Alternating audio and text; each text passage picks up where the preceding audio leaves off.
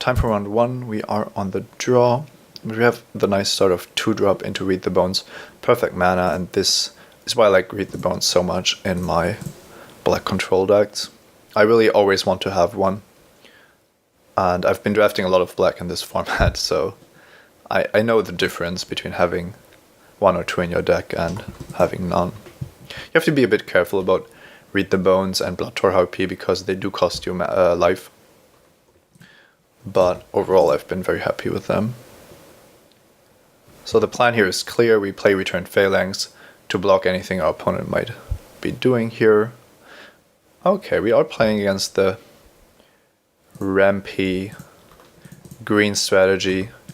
Green-black, usually similarly controlling to black-blue, with a little more fatties, which might be a problem for us. So we have to see how quick our opponent comes out of the gates here. Insatiable Harpy isn't too bad.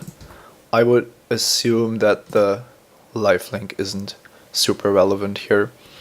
This is actually quite interesting. Pharika's Cure is good on both of these guys. With the Harpy, of course, being currently a bigger problem, but the Voyaging Satyr is also going to accelerate into cards like Nessian Asp. On the other hand, we aren't going to finish this game quickly in any case, which means that the game is going to go long, so the fatties that our opponent has in hand or is going to draw are going to come down anyway, and we actually don't have any idea if there's any fatties left in our opponent's hand. The problem with saying go is that then Insatiable Harpy can grow with some kind of bestow creature, and we can't. That happens if we cast Read the Bones. If we wait with Pharika's Cure, we run into Feral Invocation or just something like a Savage Surge, and we really don't want that to happen. So even though it's a lot worse for our usage of mana, I think trading Pharika's Cure for Insatiable Harpy is such a good trade that we have to make it here.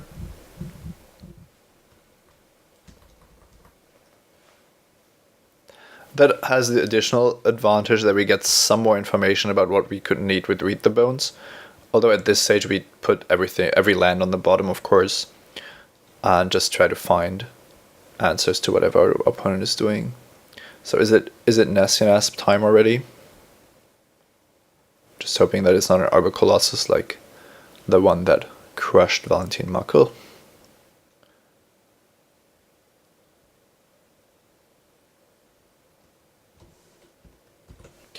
We see that, okay, I thought there was an attack coming. I could have signaled, or would have signaled a combat trick. Instead, nothing. Lash of the Whip is always an option here, but it's quite interesting that a green-black deck doesn't have a 5-drop. Usually 5-drops is really what the opponent is up to. I'm just going to run out Erebos' Emissary here. Knowing fully well that it's running into Lash of the Whip, but I don't think that our opponent can afford to cast Lash of the Whip here. Because giving the Emissary -4/-4 and then we discard a random creature from our hand isn't what our opponent wants to be doing. So far, things are working out. We also need to get creatures onto the battlefield, which is what we want to be doing anyway. And we have Rescue from the Underworld in hand already. Alright, opponent is just not doing anything. This is crazy. 2 swamps, 2 forests, and a Voyaging Satyr with no plays is really weird. I'm starting to think that there might be a Boon Satyr in our opponent's hand, which would turn this into a 5/4, which would punish any kind of attack from our side heavily. Yeah, that would just be a disaster. I don't think we can afford to run into that. If our opponent really doesn't want to play anything, I think that's really good for us. So putting 2 swamps on the bottom, that's almost like drawing 4 cards with Read the Bones here. I'm just gonna see what happens here.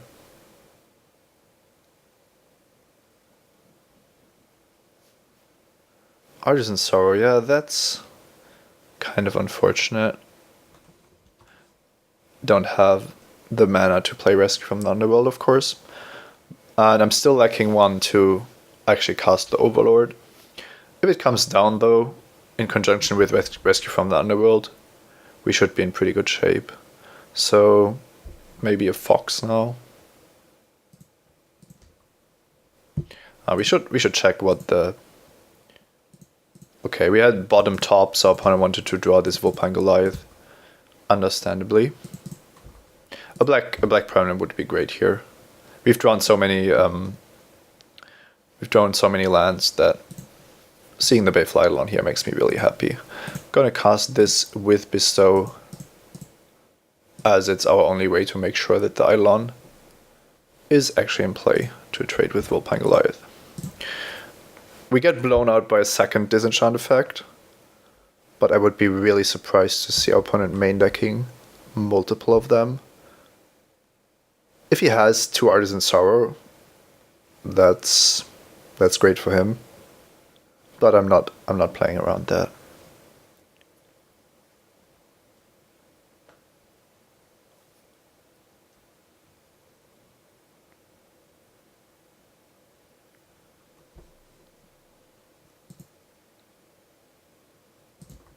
Alright, another 6-drop. That must have been a very interesting hand. Okay, that basically deals 2 extra damage.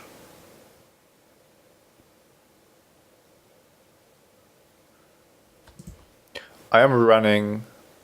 Oh, okay, we just don't see an attack. That's even better for me with the Overlord in hand. Although 8/7 reach trample actually blocks the Overlord without a problem. Ah, that's not great. We'll have to find a way around that. Morgus' Marauder, interesting. So now we have some options here. I still like the Overlord a lot, and then following it up with the Marauder, giving this haste doesn't matter, but giving this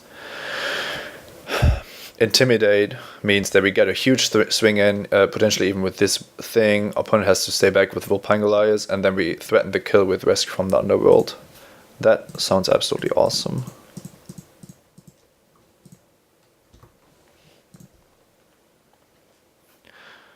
Time for the Overlord. And of course we can't pay for the Phalanx. So this time we had 7 mana, next time we are going to have 8. So Morgus' Marauder and Rescue from the Underworld can potentially team up to kill in 2 turns. But that would mean not paying the mana for return Phalanx and just giving the Overlord a couple of Harpies and the Marauder itself haste. But if we swing for 10, that's actually sufficient. And just re-triggering these 2 creatures is pretty much good enough on its own.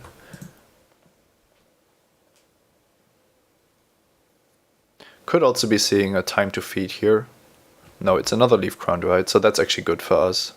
Time to Feed would have been pretty good. Now we aren't going to see an attack because of the Phalanx and because it keeps back our creatures, or at least that's what our opponent thinks. We sacrifice a Harpy. Another Phalanx, so... yeah, playing Rescue from the Underworld is too powerful, I think. There's almost nothing our opponent can do about it. So let's give 1, 2, 3, 4, 5 creatures.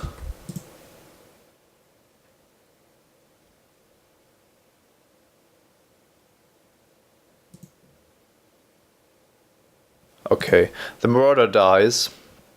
And in a sense, we want this to happen, because then we can sacrifice the Overlord, targeting itself and the Marauder. But we are dealing only 9 damage here, but that's still more than enough. Point goes to 22, we have to deal 13 next turn, but we can probably do that with the help of Returned Phalanx. Still a pretty good response from our opponent here.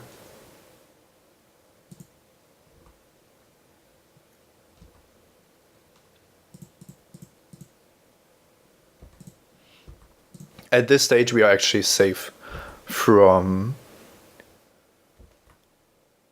time to feed also.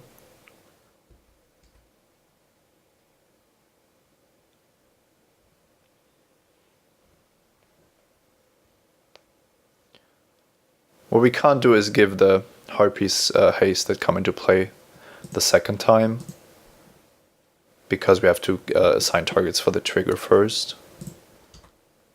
Still think that this is going to end up quite nicely. So I think I'm just going to do this now. Could also spend some time attacking with return phalanx instead. But no, there's too much upside to just doing it this way. We won't have to sacrifice in our upkeep and we generate all these additional harpies that are going to threaten to win anyway, so really like that. So this 1, 2, 3, 4, 5, 1, 2 could give each harpy intimidate and then just activate the phalanx so that it can be blocked. But giving the phalanx intimidate is just a better play here. Then one harpy can be blocked, but everything else comes through, and then we deal 6, 8, 9, 10, 14 if that works out. And if it doesn't, we still have an army of harpies left.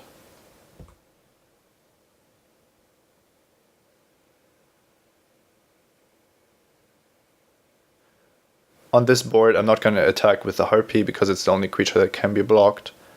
And yeah, it looks like that was just lethal. Was a pretty good rescue from the underworld.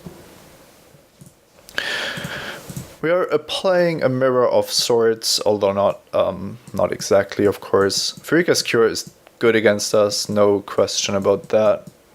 Asmodee Wanderer doesn't block Vulpine Goliath. I don't want Viper's Kiss, although we are playing against green and Voyaging Satyr, so in theory that does a little bit.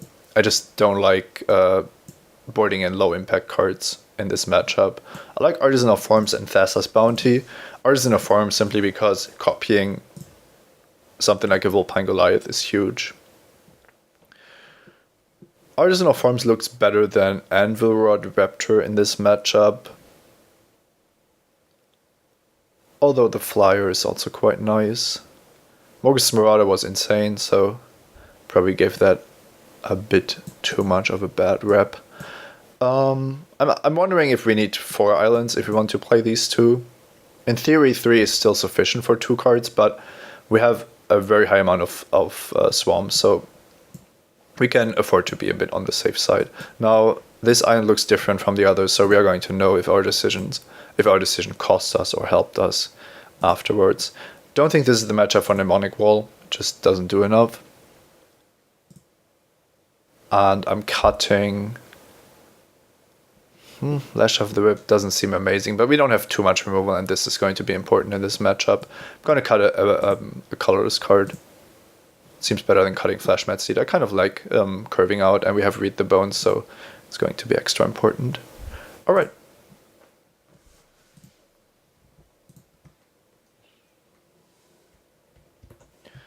Opponent is keeping on the play, and we have an unkeepable hand. Even with an island, it wouldn't be great. This is just a hand where Rescue from the Underworld and the 5 swamps make it unkeepable. Alright, this isn't the 4th island that we brought in. We are on the draw, and if we draw a swamp, we can play 2 of our 2-drops, and if we draw an additional land, we have Read the Bones. I think I'm keeping this. It is a bit risky, but we have 3 islands and 13 swamps left in our deck. And we also should have a bit of time, and then if we manage to curve out, this is actually a very nice 6-card hand. And it isn't like we are playing, just like I said, it isn't like we are playing an even amount of islands and swamps, making this much more dangerous. But of course we do another island. Looks like we got there. I'm gonna run out Flash Mad Steed. If we should need a blocker, I can still play Return Phalanx. But if we don't, then Read the Bones is definitely the play, with an Erebos' Emissary being quite nice. Yeah, there's Nessian Cursor, right. So now we do want to block here.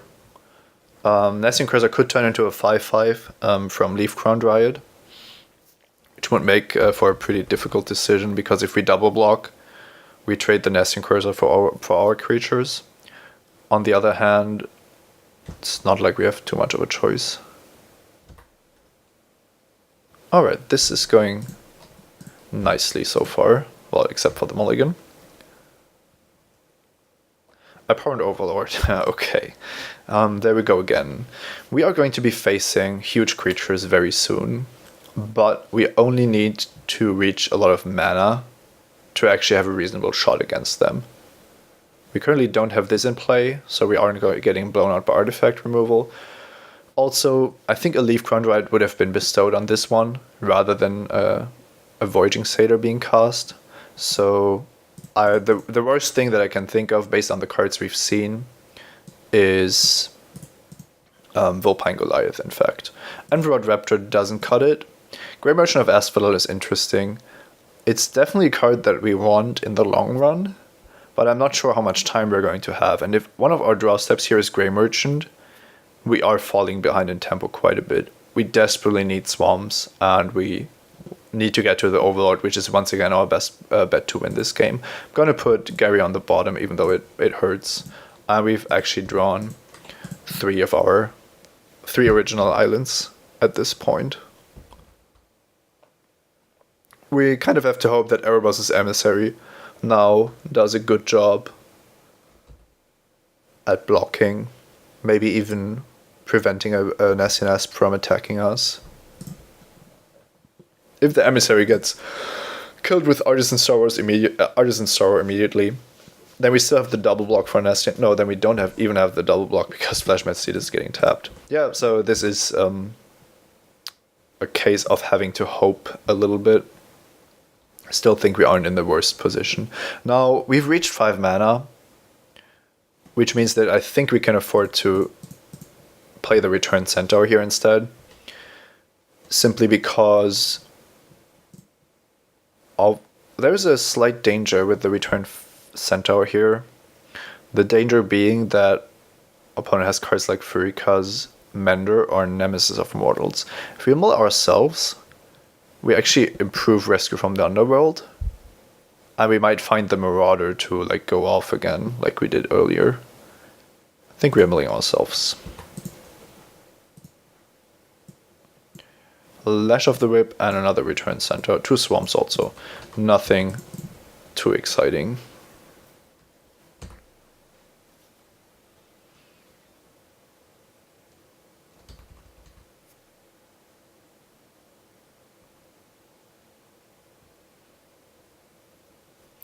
It's going to be really important if there's a 6th mana source for our opponent. Looks like, okay, only Insatiable Harpy. We can definitely deal with that. And if there's no land, I'm very happy also.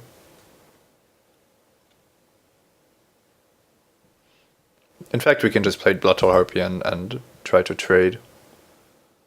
Now we just need to draw lands. Alright, things are working out so far. Putting Erebos' Emissary on Return Centaur doesn't excite me all that much, or basically on anything. We could also put it in Flashmat Seed and get in there for 5, but the Insatiable Harpy is a big deal. I want to be able to block it, and I can still decide not to block if our opponent really attacks, but if he doesn't have a good trick, there shouldn't be a reason for him to trade Insatiable Harpy with Bloodtoll Harpy. And then, of course, our plan is to win with Abhorrent Overlord. And then if we keep Bloodtoll Harpy in play, it's another black mana symbol. Okay, there's land number 6, so this is Vulpine Goliath time. We've seen almost only permanents and the one Artisan Sorrow from our opponent. Farika's Cure was another instant speed spell, but we don't really care about that. Alright. 6/6 Flying Trample. Lifelink, of course. Yep, that means it's going to take a while to win this game, if we win.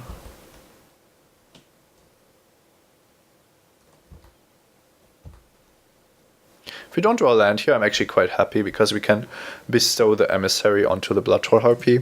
We've drawn the weird Artisanal Forms. Yeah, I'm not gonna hold back just to bestow on this and copy something. I think that's far too dangerous. We want to cast this with bestow on Blood Troll Harpy and have a good blocker for the Insatiable Harpy. With Artisanal Forms, an easy discard. And yeah, this board is still somewhat even. Nessinasp is threatening to become monstrous, so that's definitely a concern. We don't even have a good blocker for it because Emissary on the Harpy isn't all that good for that. Whoa. Shredding means targeting Blood Troll Harpy, 7 damage. So this kills the Harpy, but means that our Overlord is going to be very, very nice. I kind of like to see this. And I'm definitely not discarding the Overlord just to make it survive. I know that it's better if our plan is to just rescue from the Underworld the Overlord, but with the hand we have, we can always discard the Overlord later, should this really be necessary.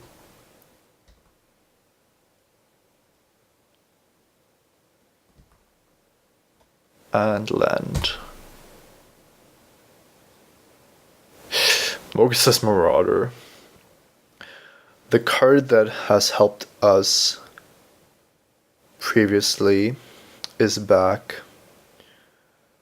So now things get interesting. We have 6 mana, so if we want to play Rescue from the Underworld, we can't play anything else. And it would just mean discarding Opponent Overlord, basically getting the Opponent Overlord into play is all this does. We are going down to 2, which is very dangerous against green, because we are dead to any kind of pump spell or trick. If we cast the Marauder or the Artisanal Forms, well, if we cast the Artisanal Forms, we could always draw something to target it and to have a blocker for this. Also not really likely. How about rescuing the Overlord? It's almost like we are forced to do it, but blocking the Harpy with the Overlord also loses to a combat trick. So maybe we should have discarded 2 cards to save the Harpy. Might have been the better play. Too bad we didn't do that. So yeah, this is really difficult.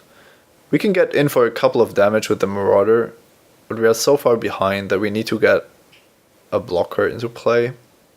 Also, Nessinasp is potentially going to grow, which is an absolute pain. I'm afraid we are forced to say go here. It's not what I want to be doing, and we aren't in a great position, but I want the Emissary, the Erebos' Emissary on defense. Should our opponent draw a land and attack with Nessinasp? And then we'll see where this goes.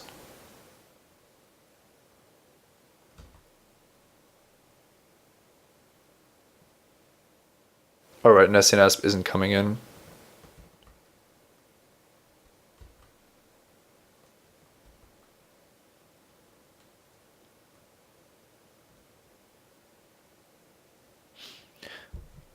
Don't think that we are winning this, but well, what I can do here is to just hope to draw land, because that would make the Overlord so much more powerful. If I discard it, I get it into play with 1, 2, 3, 4. Yeah, with exactly 4 devotion in play, and then 2 additional ones. So that's 6. I get 6 1/1 tokens, and then I start sacrificing. Nah, 6 1/1s isn't bad actually.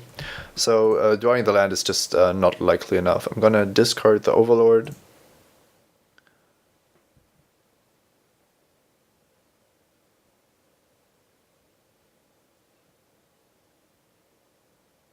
and then get back. Well, I still really don't want to mill my opponent, and I think I'm done milling myself, so I can and just do this with any creature. Let's see if this ends up working. Sacrifice the Flashmat Seed because it could be kill in response with Farika's Cure. Not super relevant, but let's see if we would have managed to draw a land here.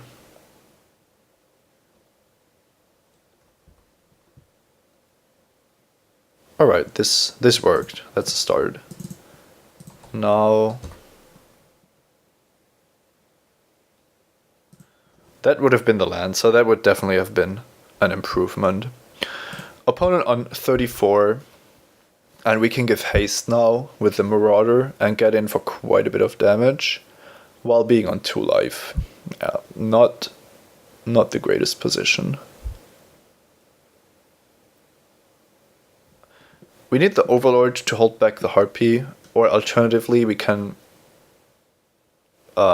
block with all of our small Harpies. I'm expecting there to, well, I have to play around a +2/+2 effect, so I kind of need 7 power to block the Harpy. I also know that there is multiple Leaf Crown Dryads, so 7/7 is definitely something that I have to be aware of. It's almost like I need to play around this becoming a 9/9, but I'm so far behind in this game that I need to be a bit more aggressive. That said, let's just get in for a bit of damage here while keeping a few blockers behind. Theros' Emissary is a great blocker. I'm going to keep up Artisanal Forms because of that. And we want a couple of Harpies on the defense also.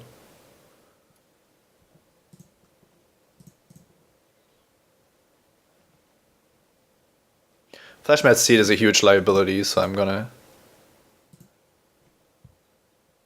attack with that. I can't rely on this being a blocker anyway. Alright. Our devotion is 1, 2, 3, 4, 5, 6, 7. 1, 2, 3, 4, 5, 6, 7.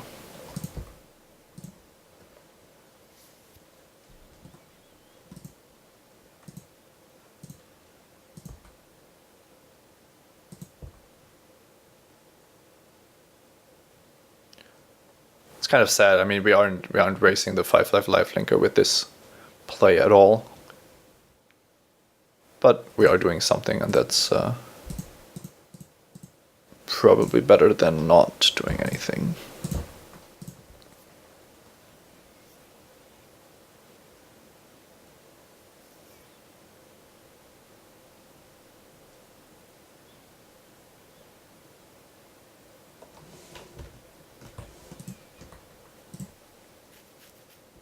Alright, took 11 here.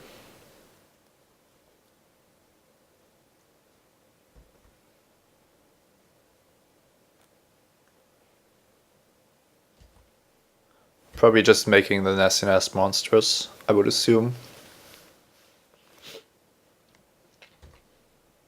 Alright.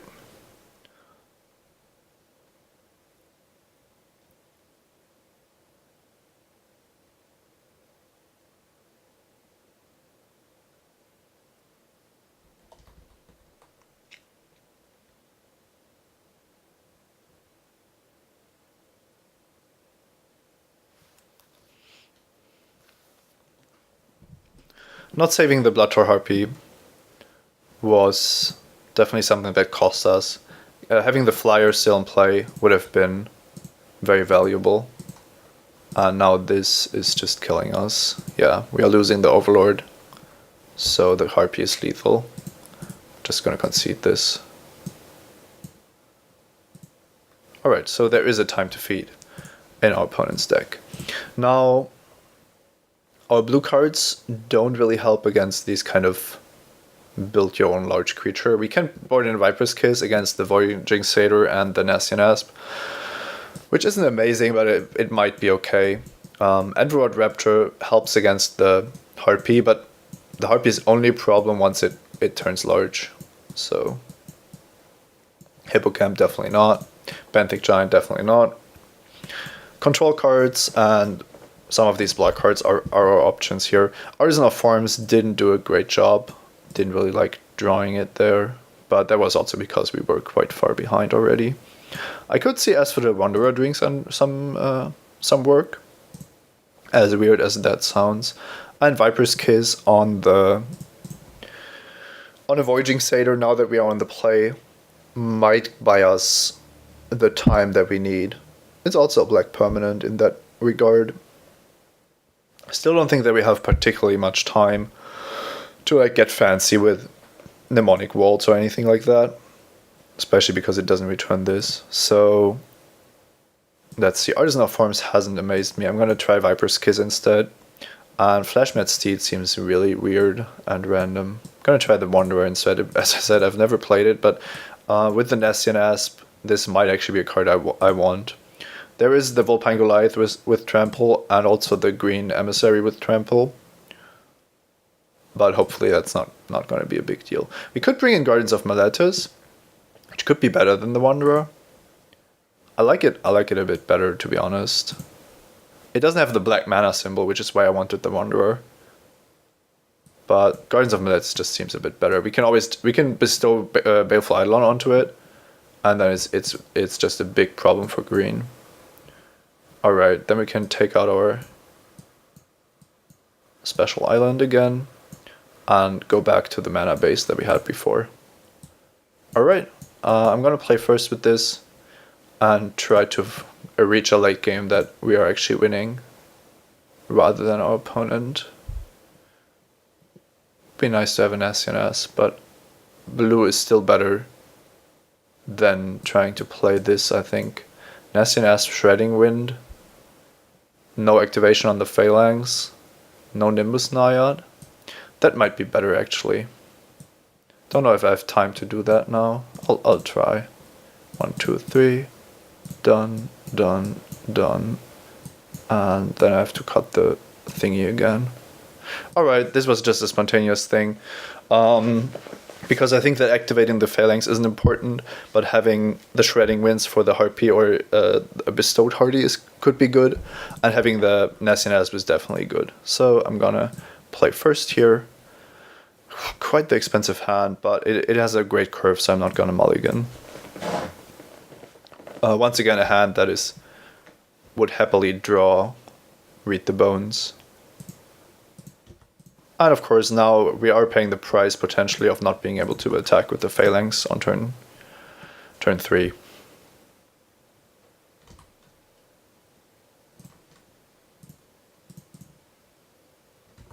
This is a game where the mortar doesn't look particularly exciting. But I'm just hoping to draw lands here. I did, and the problem with running out the Marauder is that it gets eaten by Pharika's Cure, so it's really weak. But on the other hand, it's one of the weakest cards in my deck if I'm not comboing with it, and it's dealing 2 here, so it's definitely not completely useless. 2 Swamps is interesting. There might actually be a Voyaging Satyr coming down now that our opponent has drawn the forest.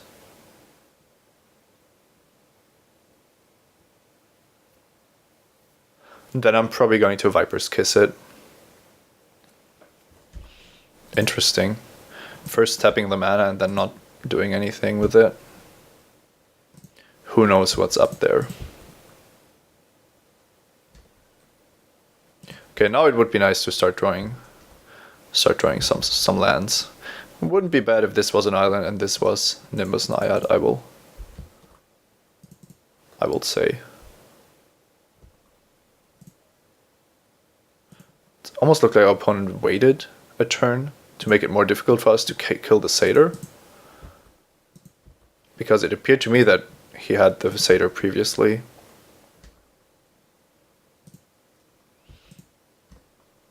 I don't think that our opponent can risk playing, blocking and playing a trick here.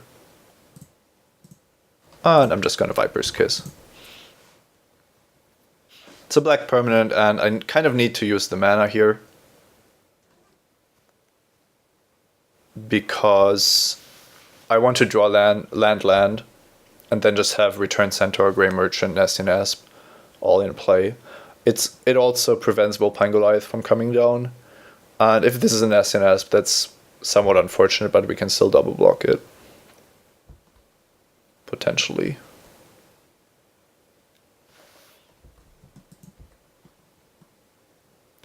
Alright, that's not a land.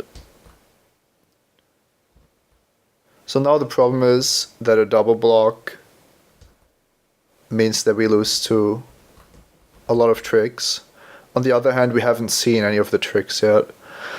The problem is that if our opponent attacks with the Asp, we can almost be sure that there's a trick waiting for us. Okay, so that means we aren't blocking anyway. That means we just want the Erebos Emissary in play. We can take 6 here. The Emissary is actually threatening lethal in a perverted sense.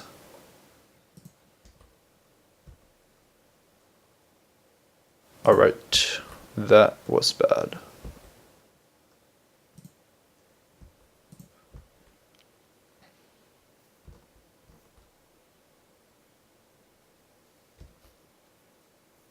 We do lose one devotion by allowing the jump block there. Don't think that's a problem though. We have other issues to worry about. Now we almost have to hope that a flyer is coming down for our opponent, because then we can shredding wind it. But if it's Volpine Goliath, which we played around, oh, Keepsake Gorgon. Keepsake Gorgon is also very good here. Yep. So now the 7th land for our opponent is basically game over. And there is an onboard solution to Erebos' Emissary already in play, which makes this a lot weaker than it would have been. Now we are on 8, so if a land forces us to block with Nestian Asp, which is the first thing, I have to hope that there is no land coming for our opponent.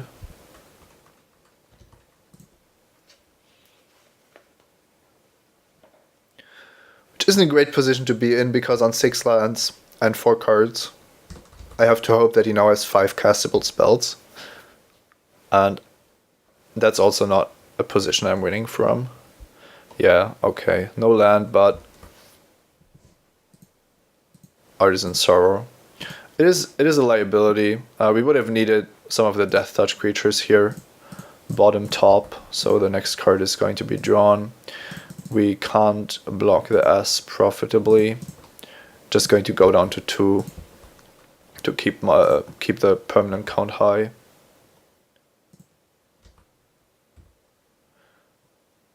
The next card on top of our opponent's library is most likely a land, and we haven't drawn one, so we are now in jump block mode and we can't use the Grey Merchant.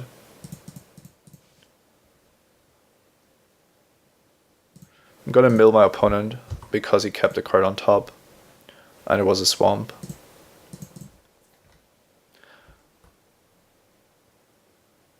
The problem being that an attack from both of these creatures means that we have to block both of them.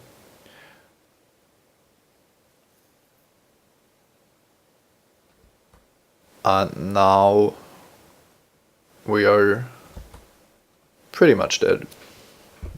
Yeah. Not great. Oh, this has trample and death touch. So if we block with this, it only prevents 1 damage. If we block it with all of our creatures, we still die.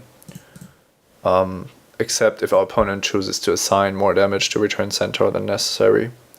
Alright, that was good games, but sadly we couldn't win here. I'm not sure if the switching to green at the last moment really cost us here. Had we been able to deploy our cards, we would have been in a pretty nice spot, but we just blanked on lands for a couple of too many turns. We did keep a 2-lander, but I don't think that was the problem. it's just that our opponent had so many high impact cards to play, and we were just sitting there and waiting for something to happen. If we hit 4 mana earlier, I think that we are in the game because the Viper's Kiss bought us some time, but this was just absolutely brutal. All right, kind of a bummer, but that's Magic, and even Valentin couldn't win the GP with his monstrosity of a deck, so I'm not too upset about this.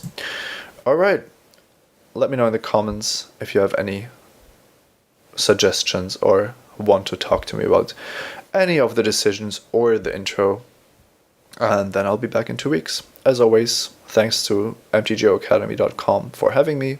I'm Simon Götzen. See you next time.